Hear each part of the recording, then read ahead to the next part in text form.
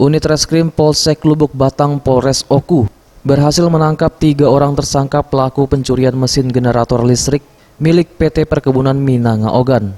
Ironisnya 2 dari 3 orang pelaku merupakan oknum satpam perusahaan sendiri.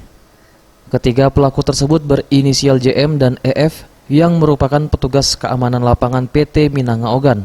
Sementara satu tersangka lagi yakni MS. AKP Haryanto Kapolsek Lubuk Batang mengungkapkan, aksi pencurian tersebut dilaporkan oleh pihak perusahaan pada akhir September lalu. Dan dari laporan tersebut, polisi berhasil menangkap pelaku EF.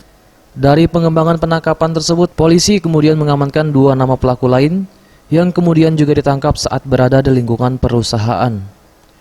Dari penangkapan tersebut, polisi berhasil mengamankan barang bukti generator listrik dan 1 unit mobil yang digunakan untuk menjalankan aksinya. Tersangka akan dijerat dengan pasal 363 KUHP tentang pencurian dengan pemberatan dengan ancaman hukuman di atas 5 tahun penjara.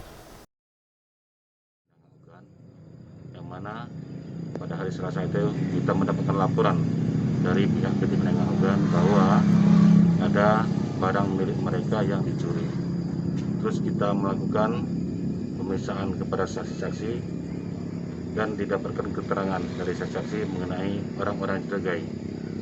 Akhirnya saya selaku Kapolsek memintakan Kanit Reskrim dan tim untuk melakukan penyelidikan di lapangan, dan alhamdulillah akhirnya didapat 1 orang atas nama FE, dan ketika dilakukan pemeriksaan oleh tim didapatlah pengakuan awal bahwa mereka pelakunya adalah FE, yang kedua adalah JM, yang mana 2 orang ini adalah karyawan Minanga Ogan, sedangkan 1 lagi dari masyarakat umum, yaitu dari atas nama MS.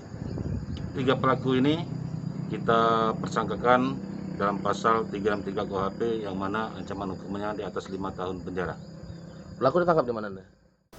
Bagus Mihargo, Sriwijaya TV.